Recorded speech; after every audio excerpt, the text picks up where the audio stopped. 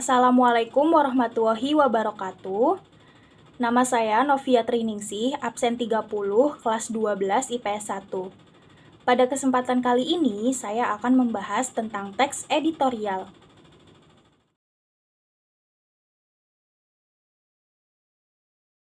Pengertian teks editorial atau disebut juga tajuk rencana adalah artikel utama yang ditulis oleh redaktur koran yang merupakan pandangan redaksi terhadap suatu peristiwa atau berita aktual, yaitu sedang menjadi sorotan, fenomenal, dan kontroversial atau menimbulkan perbedaan pendapat.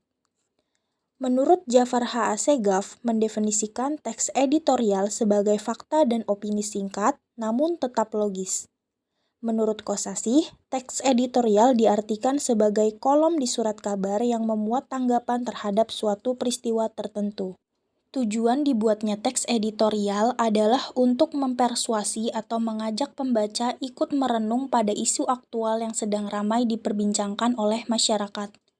2. Pandangan redaktur dalam teks editorial diharapkan mampu menggerakkan pembaca supaya tergerak, terlibat, atau memahami lebih dekat terhadap isu yang sedang banyak dibicarakan. 3. Memberikan gambaran singkat atau pemahaman singkat namun mendalam bagi pembaca yang masih tidak memahami isu aktual yang dihadapi di masyarakat. 4. Mempertahankan argumen redaktur terhadap isu yang sedang dibahas serta mengajarkan problem solving. Ciri-ciri teks editorial yang pertama, bersifat faktual atau berdasarkan kenyataan dan aktual atau sedang menjadi sorotan. Yang kedua, sistematis dan logis. 3. Argumentatif. 4. Pemilihan diksi tepat, singkat, dan lugas. 5. Permasalahan yang diangkat dalam skala nasional. Dan yang terakhir, bersifat subjektif atau menurut pandangan seseorang. Dalam hal ini, penulis editorial. Jenis ragam informasi dalam teks editorial. Ragam informasi sebagai bahan teks editorial dibedakan menjadi dua, yakni berdasarkan penyajiannya dan isinya. Berdasarkan penyajiannya meliputi analitis dan hortaroris. Analitis berkaitan dengan konsep mengenai sesuatu hal, sementara hortaroris mengenai tindakan yang perlu dilakukan atau kebijakan yang perlu dibuat.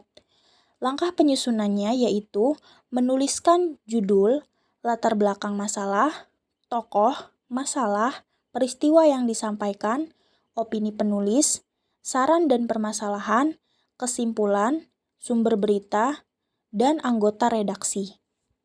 Selanjutnya ada berdasarkan isinya. Teks editorial bersifat ekspositoris yang bertujuan untuk mengklarifikasi, menjelaskan, atau mengevaluasi.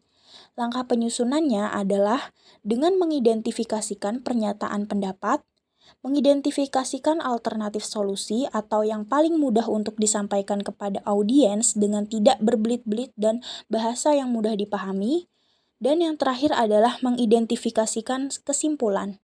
Kaidah kebahasaan teks editorial. Yang pertama, terdapat adverbia frekuentatif, yaitu menggambarkan makna berhubungan dengan tingkat kekerapan terjadinya sesuatu yang diterangkan adverbia itu. Contohnya seperti kata selalu, biasanya, sering, kadang-kadang, jarang, dan sebagian besar waktu. Yang kedua, konjungsi. Merupakan kata penghubung. Biasanya banyak ditemukan konjungsi antar kalimat seperti bahkan, malahan, dan sesungguhnya. Yang ketiga, verba material. Merupakan kata kerja yang menunjukkan perbuatan fisik atau peristiwa. Contohnya, membaca, menulis, dan memukul. Yang keempat, verba relasional.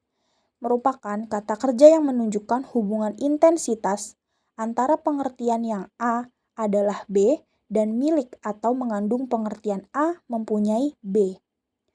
Yang kelima, verba mental. Merupakan kata kerja yang menerapkan persepsi seperti melihat, merasa, afeksi seperti suka, khawatir, dan kognisi seperti berpikir dan mengerti. Tahapan proses menulis teks editorial. Hal pertama yang harus dilakukan adalah mencari ide dan topik, kemudian menyeleksi dan menetapkan topik, selanjutnya pembobotan substansi materi dan penetapan tesis, Dan yang terakhir adalah proses pelaksanaan penulisan. Struktur teks editorial. 1. Pernyataan pendapat atau pengenalan isu. Berisi sudut pandang penulis terhadap permasalahan yang diangkat, berupa pernyataan atau teori yang akan diperkuat oleh argumen. 2. Argumentasi. Bentuk alasan atau bukti yang digunakan untuk memperkuat pernyataan tesis. Bisa berupa pernyataan umum, data hasil penelitian, pernyataan para ahli, atau fakta-fakta yang dapat dipercaya. 3. Penegasan ulang pendapat. Berisi penguatan kembali atas pendapat yang telah ditunjang oleh fakta-fakta dalam bagian argumentasi. Selanjutnya, kita akan menganalisis contoh dari teks editorial beserta strukturnya. Contoh teks editorial ini berjudul Fenomena Korean Wave di Indonesia. Pernyataan umum. Budaya Korea berkembang pesat dan meluas secara global dalam 2 dekade terakhir. Keberadaannya cenderung diterima publik dari berbagai kalangan sehingga menghasilkan suatu fenomena yang disebut dengan Korean Wave, atau disebut juga Hallyu. Perkembangan teknologi informasi yang masif akibat adanya globalisasi menjadi faktor utama penyebab besarnya antusiasme publik terhadap Korean Wave di Indonesia. Korean Wave sendiri diawali dan sangat identik dengan dunia hiburan seperti K-pop dan K-drama. Seiring berjalannya waktu, budaya Korea dapat diimplementasikan dalam kehidupan sehari-hari para pecinta budaya Korea, mulai dari fashion, make up, Korean skincare, makanan, gaya bicara, hingga bahasa. Cara pandang mereka pun juga berubah menjadi lebih terbuka terhadap berbagai aspek kehidupan. Selanjutnya, paragraf kedua bagian argumentasi. Minat penduduk Indonesia untuk mempelajari budaya Korea semakin meningkat. Bahkan di Indonesia saat ini sudah terdapat universitas yang menyediakan program studi bahasa Korea. Salah satunya adalah Universitas Indonesia. Peminat program studi ini juga semakin bertambah setiap tahunnya, terutama dari kalangan pecinta K-pop maupun Hallyu. Hal ini didukung pula oleh banyaknya perusahaan Korea yang berinvestasi di Indonesia. Para peminat kebudayaan Korea beranggapan bahwa dengan mempelajari bahasa Korea akan memberikan peluang bagi mereka untuk bekerja di perusahaan Korea yang ada di Indonesia, mulai dari media hingga perusahaan multinasional asal Korea seperti Samsung. Namun, masuknya budaya Korea ke Indonesia memberikan dampak yang negatif. Kebudayaan Korea di Indonesia telah mempengaruhi eksistensi budaya lokal Indonesia dan membawa kita pada kondisi krisis kebudayaan. Akibat maraknya Korean Wave di Indonesia, banyak masyarakat Indonesia yang lebih mengenal budaya Korea daripada budaya Indonesia atau seni-seni yang dihasilkan karya seniman dari Indonesia. Bagian yang terakhir adalah penegasan ulang atau kesimpulan.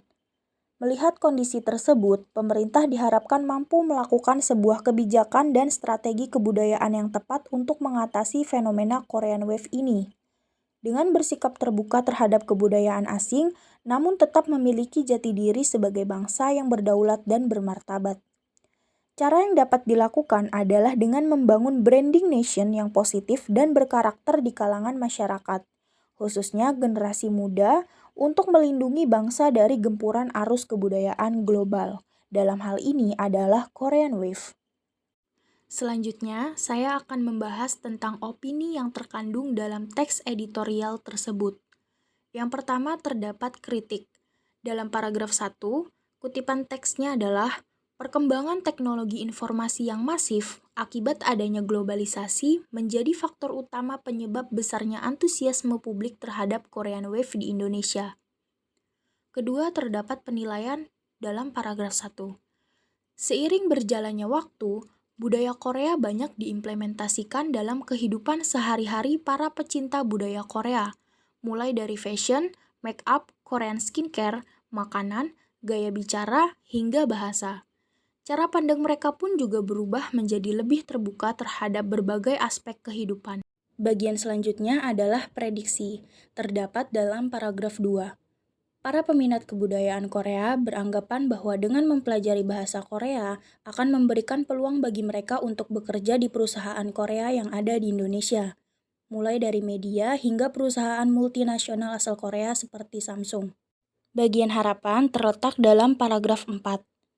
Melihat kondisi tersebut, pemerintah diharapkan mampu melakukan sebuah kebijakan dan strategi kebudayaan yang tepat untuk mengatasi fenomena Korean Wave ini, dengan bersikap terbuka terhadap kebudayaan asing, namun tetap memiliki jati diri sebagai bangsa yang berdaulat dan bermartabat. Selanjutnya, bagian yang terakhir adalah bagian saran, terletak dalam paragraf 5. Cara yang dapat dilakukan adalah dengan membangun branding nation yang positif dan berkarakter di kalangan masyarakat, khususnya generasi muda, untuk melindungi bangsa dari gempuran arus kebudayaan global. Selanjutnya, saya akan menganalisis kaidah kebahasaan yang terkandung dalam teks editorial tersebut. Yang pertama, terdapat adverbia frekuentatif, ditunjukkan oleh kata maraknya. Akibat maraknya Korean Wave di Indonesia, banyak masyarakat Indonesia yang lebih mengenal budaya Korea daripada budaya Indonesia. 2. Konjungsi akibat, ditunjukkan oleh kata sehingga. Keberadaannya cenderung diterima publik dari berbagai kalangan sehingga menghasilkan suatu fenomena Korean Wave. 3. Verba material, ditunjukkan oleh kata belajar yang diberi imbuhan menjadi mempelajari. Minat penduduk Indonesia untuk mempelajari budaya Korea semakin meningkat. 4. Verba relasional, menunjukkan intensitas antara satu hal dengan hal yang lainnya yang saling berhubungan. Dalam teks ini dihubungkan dengan kalimat menjadi. Kebudayaan Korea yang diimplementasikan dalam kehidupan sehari-hari membuat para pecinta kebudayaan Korea mengubah cara pandang mereka menjadi lebih terbuka terhadap berbagai aspek kehidupan. 5. Verba mental, ditunjukkan oleh kata melihat.